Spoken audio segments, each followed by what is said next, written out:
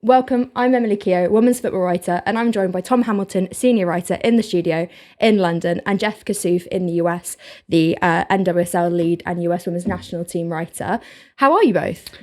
Good here, yeah. Looking forward to a little bit of spring breaking through finally, and what's going to be an incredible end to the season. But what about you? Haven't seen you since England, Spain? No, very good, very busy. It's kind of that starting the back end of the season, so busy, everything starting, and obviously Jeff yourself, the NW season's starting very soon, so I can imagine it's all a go. Yeah, looking forward to spring as well, like Tom said. And yeah, I mean, days away from the regular season, we got our little taste of it with the Challenge Cup over the weekend. So I do feel like I was just in Kansas City for the final. Honestly, this is the days of very long off seasons here are gone, but I guess maybe for the better. I guess we'll touch on that topic, but yeah, definitely. Obviously, I think, should we start with a bit of WSL, bit of Chelsea chat? Absolutely. Obviously, the big topic at the minute is Chelsea are undefeated in every tournament. And obviously with the new coach, Sonia Bompastor, they're looking at a potential 6th consecutive WSL season. They're also in the running for a quadruple, which is, we've kind of say it every season with Chelsea and then they drop off. But this season seems like the season they could go on to win it. Yeah, I mean, they've been unreal. And you can see that they haven't really skipped a beat since Emma Hayes left. If anything, they've got better. Which is just an astonishing example of long-term planning, of succession planning, and also the quality of coaching and players there. So this is a team that knows how to win. It's very much in their DNA, and they've just been absolutely unrelenting in this. And we're seeing it now across all 4 competitions. But coming up, and I know we'll talk about this, are this quadruple of key matches with Man City. And that's surely going to be what's going to define their season. Yeah, we talk a lot about squad depth for Chelsea, and obviously in January, strengthened even more with Kira Walsh and Naomi Girma. And I guess, Jeff, one for you is, what can Chelsea expect from Girma? Because obviously she had a debut the other week, but it was a bit short-lived. She picked up an injury and has came off. But in the long run, what are they going to get out of Girma? yeah, I think clearly a long-term play, right? And I think disappointing to see how it started. And it sounds like it's not too serious, which is a good thing for everybody, obviously. But, I mean, look, I don't think it's out of the question despite her age, and maybe you'd say relative inexperience for the position. I think that's even a strange term to use for her because she was so good right out of the gate out of college a few years ago. But one of the best defenders in the world, center back, specifically defenders at large, just her ability to defend 1v1, to read the game, I think very much reminds me as somebody who covered most, if not all of Becky Sauerbrun's career, of that cerebral center back that, maybe is not as flashy because she's always in the right position anyway before that play develops. So she doesn't have to make a spectacular play because she's read the play. So I think, really a spectacular defender. And I think probably an underrated part of her game is a defender who sets play. And maybe the US saw a little bit of that missing in the She Believes Cup as a defender who can handle some pressure, play out of the back, find her midfielders, find a ball over the top if she needs to. So really well-rounded, really intelligent defender. And I think, somebody who is really only getting started in her career despite being around for a few years already. So I think really a long-term investment for Chelsea and, a player who could be the best defender in the world for some time, really. Jeff, I'm keen to know this move back in January. What sort of effect did it have on the NWSL as a whole? A team from the WSL coming in, paying a huge amount of money, a record transfer for one of the brightest stars in US football at the moment, US soccer. I mean, is it something where teams are now thinking we're gonna have to match the spending power? Is it something where they're saying we can't match the spending power?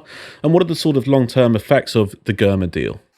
Yeah, I think it's the semi-annual debate here in the U.S., right? I mean, the 2023 World Cup being as poor as it was for the U.S. ignited it again of what is the future of specifically U.S. players and star players in the NWSL. And we actually didn't see what I think many expected, myself maybe included, of a larger exit from the NWSL following that World Cup. So I do think we still see these on an individual basis, right? And I would add that as many of our listeners are probably aware, the situation in San Diego is and was particularly unique for the 2024 that they had, which was largely disastrous on and off the field. This was a transfer in general terms. I think Chelsea was really at, if not near, if not at the top of the list for Girma for a while, but a transfer in general that was requested in terms of moving on for San Diego, from San Diego earlier in 2024.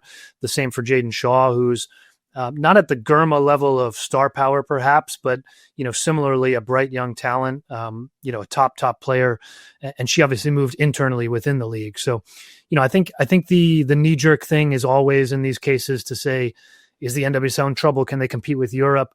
I think that's a conversation that's never going to go away because we're always talking about, or perhaps things could change more drastically elsewhere. But we're typically always talking about a hard salary cap league up against typically places that don't have at least hard salary caps, right? Maybe a soft cap. So there's always an artificial ceiling in the NWSL that's been created for a reason to create parity. So, I think long term, I'm not sure that this has a major effect because the NWSL has at least attempted to plan for this. The cap goes up every year. There's a CBA for the next 6 years, 5 years. The cap is rising. There's accounting for that growth. But I think the thing that'll be difficult for teams is, has the NWSL calibrated that the right way? The steady growth of the cap and accounting for this global competition. If they haven't gotten that right and this grows even faster than it has been, then teams could feel a little bit hamstrung and the league will have to adjust with some sort of new concocted mechanism like an allocation money that's going away to help teams go out and spend more when they need to. Yeah, I'm sure I would touch a bit more on the NWSL in a minute, but I'm curious, you mentioned there that Chelsea was really high up on Guyman's list when she was looking for a move in the January window. And I guess one to both of you is, how much do you think Chelsea being unbeaten and the fact that they are still on course for a quadruple this season potentially impacted her decision? Because we know there were several other clubs that were quite keen to sign her, but do you think that Chelsea's, I guess, the start that they had to this season was a factor in her decision? Yeah, I can jump in, Tom. I mean, I think perhaps, I do think, again, to like the personal side of things, we heard this with Emily Fox as well when she went to Arsenal. I do think that there's a personal element to it. Just a lifestyle, I guess, is maybe the better word for some of these US players who haven't experienced a club abroad and maybe have the pick of a few top clubs, right? I mean, if you have Chelsea, Lyon, and Arsenal calling, there's not necessarily a bad choice there. Maybe some look better than other and some fit better than other. But I think that there is an element of being in London as well, of the experience, the life that can be lived and something that's, I mean, personally living in Connecticut, I take San Diego too. But, in terms of experiencing that, I think, that was part of it as well, to be at a top club, but also to be somewhere that was an appeal from a personal perspective as well. So I think it could have been a factor, yeah, but I think one of many. I wonder, with this deal now, though, and the way that Chelsea have been this season, do you think we're almost getting into a stage where we've almost got like a 4-tier league, where you've got Chelsea, who are ahead of everyone else, then you've got City, Arsenal, and you've got Man United, then the rest, and then the teams right at the bottom? Do you fear that that Chelsea are kind of taking this to another level? Their spending power, their strength and depth, also Kira Walsh, one of the world's best defensive midfielders, the ability to pay these wages as well, coupled with the brilliant coaching. Are they now almost out in a league of their own? I think potentially yes, but I don't think it's all just because Chelsea have been so good and that so much has gone well for them, because obviously Arsenal were putting in world record bids for Russo, for Earps, were in the running for Gurma. So I think they are outmuscling clubs, but I don't think it's fair to say that other clubs can't spend the same. But I think Chelsea are probably more willing, and at this time potentially foregoing a little bit of the business model and the strategy stuff to think, if we don't do it now, when are we going to do it? And I think, there's a lot of talk about caps in the WSL at the minute and kind of where the future of the WSL is going. And I don't necessarily think spending caps are the right place right now, unless they're quite high. I think it's more, how do we get other clubs to invest? How do we support other teams to spend more so that we have a bit more of an even playing field? But I do think a lot of it is, Chelsea's depth, it is incredible. And that has been built up from not just this season. We're going back years of Emma Hayes, of, like you said, the succession planning, looking at young players, bringing in younger players, sending them out on loan, and really looking at future plans. I don't think other clubs have really grasped yet.